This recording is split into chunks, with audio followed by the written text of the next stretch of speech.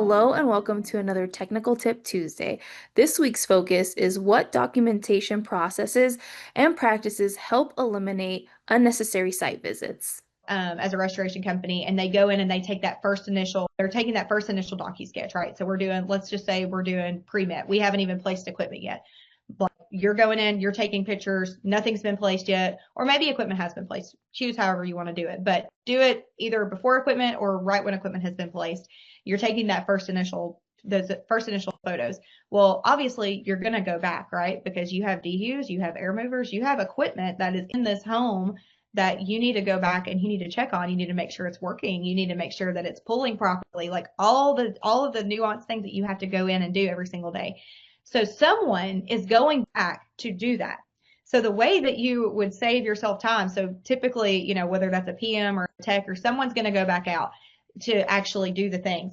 This is going to save your PM or whoever took the first initial docu sketch. If they send that with who's going on site to check everything, make sure everything's going as planned, checking the floors, doing the moisture readings, anything like that. Hey, can you go ahead and grab another docu sketch while you're there? Not only is that going to add another date and time stamp that you were there, but it's also going to allow that PM to stay at the office or to go work another job or do something different because someone else is already there. So whoever's already there should be the person taking the docu-sketch pictures every single day. There is not a reason in the world for a project manager or an estimator or someone else, an additional person to go on site just take a docu-sketch timeline tour. There is not a reason.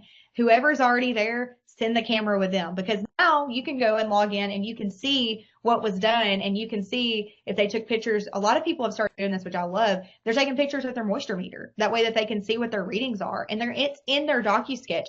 Also, it's really cool that you can send that to your adjuster and you can say, hey, this is the moisture reading from today. If you have any questions, please let me know. So you're also keeping that contact with the adjuster as well if you wanted to, or the homeowner. Like you could send that to anybody you wanted to just say, hey, here's the date and time stamp. We were here today. Here's what we did. Here's how it's looking. Just wanted to let you know if you have any questions.